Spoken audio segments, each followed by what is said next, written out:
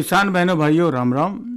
जिन किसान भाइयों ने गन्ने की फसल लगा रखी है उन्हें क्या क्या काम करने हैं, क्या क्या सावधानी बरतनी है, इन सब बातों की विस्तार से जानकारी देने के लिए आज हमारे बीच हैं, स्टूडियो में आमंत्रित हैं डॉक्टर US तेवतिया जी, जो मुख्य प्रबंधक कृषि सेवाएं हैं इंडियन पोटास लिमिटेड दिल्ली में। डॉक्टर साहब, आज के कार्यक्रम में आपका स्वागत है। बहुत बहुत धन्यवाद भाटी जी। डॉक्टर साहब, जिन किसान भाइयों ने गन्ने की फसल लगा रखी है, क्या क्या विशेष कार्य करने हैं जिनकी उनकी गन्ने की फसल अच्छी हो, अच्छी पैदावार मिले? गन्ना उत्तरी भारत में दो समय में बोया जाता है, एक शरदकालीन गन्ना और दूसरा होता है बसंत गन्ना। जी। जो हमारे इधर उत्तरी भारत के किसान हैं वो लगभग 30% एरिया में शरदकालीन में बोते हैं गन्ना और 70% में बोते हैं वो इसमें बसंतकालीन में। किसान भाइयों ने शरदकालीन में गन्ना बोया था, उनका गन्ना काफी बड़ा हो गया और मैं उम्मीद करता हूं कि उन्होंने एक बंधाई कर ली होगी गन्ने की, जो कि अच्छी तरह बांधना होता है जिससे गिरे ना गन्ना। जी। दूसरा बात है, जो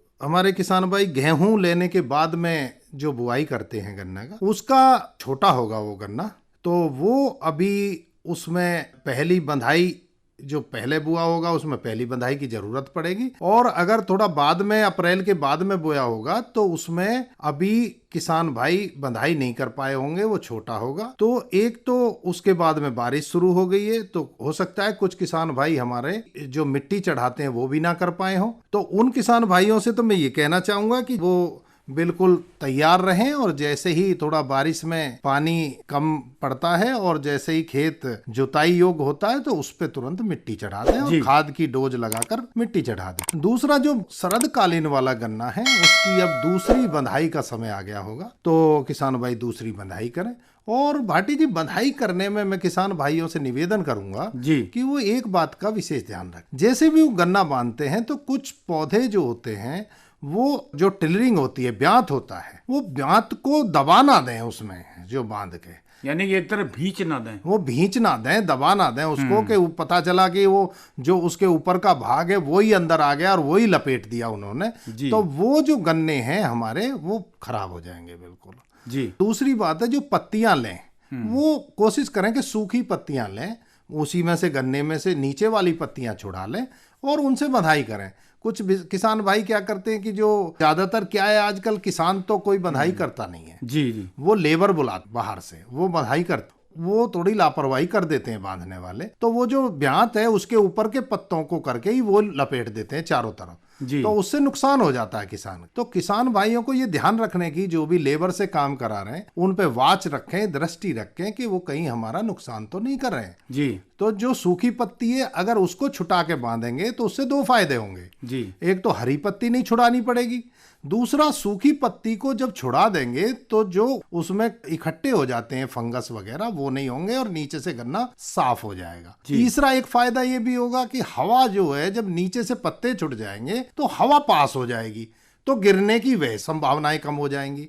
तो इस तरह से सूखी पत्तियों को बांधें और जो उसके ऊपर का भाग है छोटे पौधों का उनको ना दबाएं उसके बीच। बिल्कुल सही बात कही डॉक्टर साहब, और हमारे किसान भाइयों को इन सब बातों का ध्यान रखना बहुत जरूरी है, विशेषकर जब भी गन्ने बंधाई करें और बेशक मजदूर से बंधवाएं, लेकिन वहाँ देख रेख करना बहुत जरूरी है जी। डॉक्टर साहब, बरसात का मौसम है, ऐसे में घास भी बढ़ जाती है, उसके लिए क्या करें? तो देखो, घास का दो तरीके हैं। अगर ज्यादा घास बढ़ रही है तो उसमें हाथ से मैनुअली निकालना पड़ेगा। दूसरा, कुछ जो वाइड स्पेसिंग होती है, दूर दूर आजकल एक विधि चली है वाइड स्पेसिंग, जिसमें 4 फुट की दूरी रखी जाती है। कुछ भाई तो किसान भाई 5 और 6 फुट तक की भी इधर मुजफ्फरनगर में अब शुरू हुई है जी। तो एक छोटा ट्रैक्टर आता है कि जो बीच में से निकल जाता है वो 6 फुट में आराम से, तो उससे जुताई करते हैं। और जो किसान भाई परंपरागत विधि से बुआई कर रहे हैं और कम उनकी दूरी है तो वो हाथ से निकालें, मैनुअली निकालें।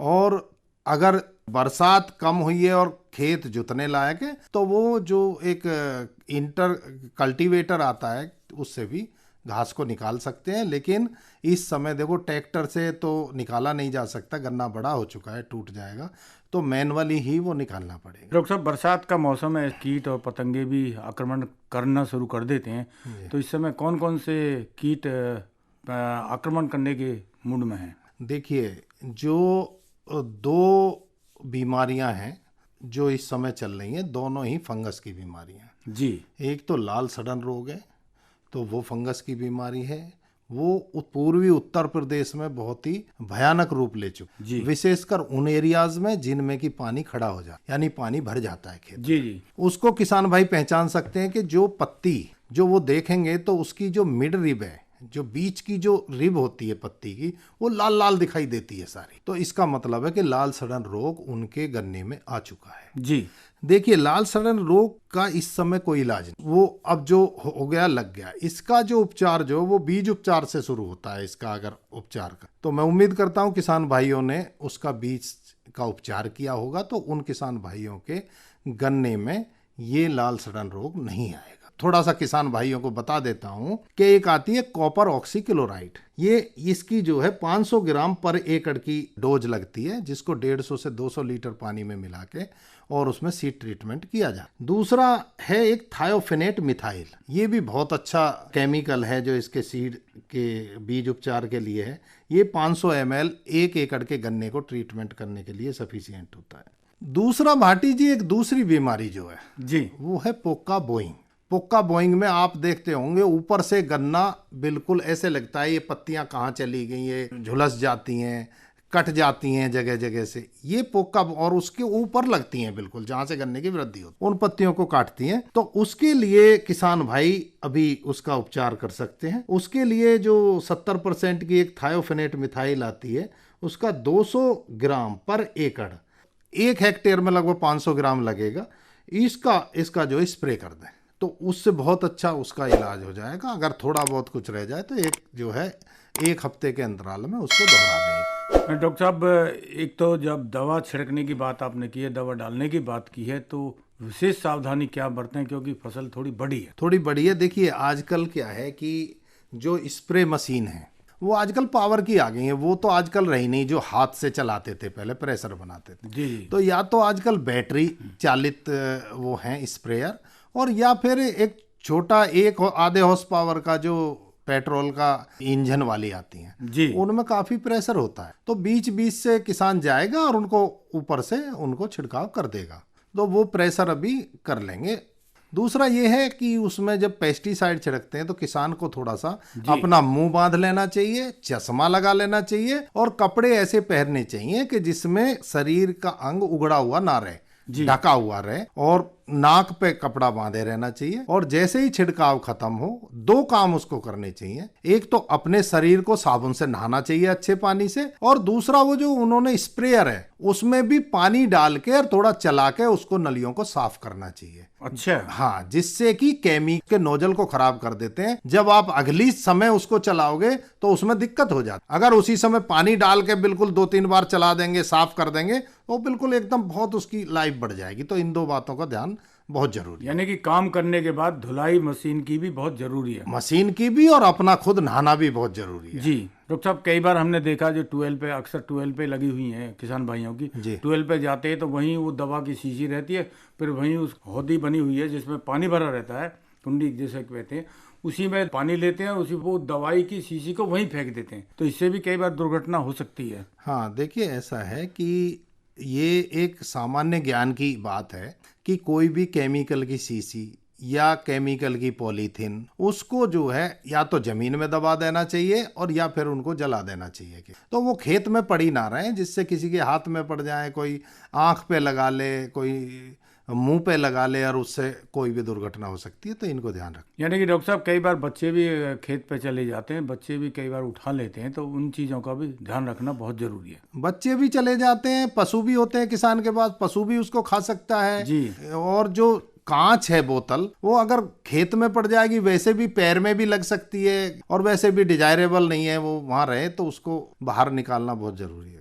डॉक्टर साहब, ये तो बात रही बीमारियों की, लेकिन जो प्रमुख कीट हैं गन्ने की फसल के, वो कौन कौन से हैं? समय जो है 3 तरह के कीट गन्ने की फसल पर देखे जाते हैं। नंबर 1 है, एक तो चोटी बेधक होता है जिसको टॉप बोरर कहते हैं, जो ऊपर वाला जो बढ़ने वाली पत्ती होती है गन्ने की, उसको छेद देता है। इसके प्रबंधन के लिए जो एक दवा आती है कार्बोफ्यूरान 3G, उसके 12 किलोग्राम यानी 12 किलोग्राम मात्रा, या दूसरी एक आती है कार्टेपे हाइड्रोक्लोराइड जो कि 4G, उसकी 10 किलोग्राम प्रति एकड़ की दर से उसका प्रयोग करें। जी, ठीक है। और अगर जैविक उपचार में किसान भाई इंटरेस्ट रखते हैं, इसका प्रीडेटर होता है ये आइसोटीमा जेवेंसिस, जिसके 100 जोड़े नर और मादा प्रति हेक्टेयर के दर से प्रयोग करने से भी इस कीट की रोकथाम की जा सकती है। जी दूसरा कीट है एक पायरिल्ला कहते हैं जिसको, जी लीफ होपर भी इसको कहते हैं। ये इस कीट का जो वयस्क होता है वो भूसे के रंग जैसा होता है, जिसके सिर पर आगे की तरफ एक सुई की तरह स्नोट निकली होती है। इस कीट के शिशु एवं वयस्क दोनों ही नुकसान पहुंचाते हैं।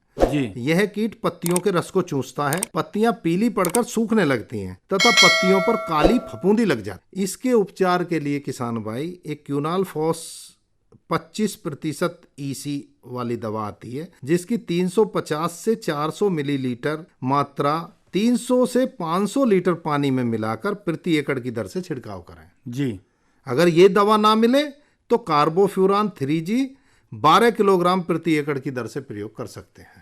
तीसरे एक जो कीट होता है वो होती है सफ़ेद मक्खी, जो गन्ने में इस समय दिखाई देती है। मक्खी जो होती है ये बड़ी छोटी सी मक्खी होती है जो हल्के पीले रंग की होती है और इसके पंखों का रंग सफ़ेद होता है। दिन के समय में पत्तियों की निचली सतह पर रहकर निम्फ एवं वयस्क दोनों ही पत्तियों के रस को चूसते हैं, जिसके कारण पत्तियां पीली पड़ जाती हैं और पौधे जो है उनकी वृद्धि रुक जाती है। अगर इसके उपचार के लिए एक कीटनाशक होता है डाईमेथोएट 30 EC, 150 से 200 मिलीलीटर मात्रा को 250 से 300 लीटर पानी में मिलाकर प्रति एकड़ की दर से उसका छिड़काव करें तो किसान भाइयों का इन कीटों से उपचार हो जाएगा। किसान भाइयों, डॉक्टर साहब ने बताया कीट के बारे में और ये वाकई बहुत गन्ने की फसल में खतरनाक काम करते हैं, यानी कि नुकसान पहुंचाते हैं। डॉक्टर साहब आखिर में और क्या बताना चाहेंगे किसान भाइयों को जिससे गन्ने की फसल अच्छी बनी रहे? देखिए भाटी जी, गन्ना एक ऐसी फसल है कि इसकी पैदावार जितनी भी किसान भाई इसको समय देगा उतनी उपज बढ़ा सकते। जी इसका सबसे पॉजिटिव पॉइंट जो ये है कि जो वानस्पतिक वृद्धि है उसका मुनाफा किसान को सीधे मिलता है, ना कोई फल का ना बीज का कोई चक्कर नहीं है। जितना भी पैदावार होगी वो वेट में जाएगा। तो इसमें सबसे गहरी जुताई करके इसकी बुआई करें, खाद पानी का अच्छी तरह से ध्यान रखें और इसके कीटों का और इसमें खरपतवारों का उनका सबका ध्यान रखें। मिट्टी टेस्ट करके और जो भी मिट्टी में अगर कमी है किसी न्यूट्रिएंट सूक्ष्म तत्व की या उनकी सबकी सप्लाई करें सिफारिश के अनुसार। डॉक्टर साहब आपने बहुत अच्छी जानकारी दी और हमारे किसान भाई भी जो बातें आपने बताई हैं जागरूक रहेंगे और अपनी फसल के लिए प्रति यानी कि एक तरह की देखभाल करते रहेंगे तो उनकी गन्ने की फसल अच्छी होगी। डॉक्टर साहब आपने बहुत अच्छी जानकारी दी। इन सब बातों के लिए आपका बहुत बहुत धन्यवाद।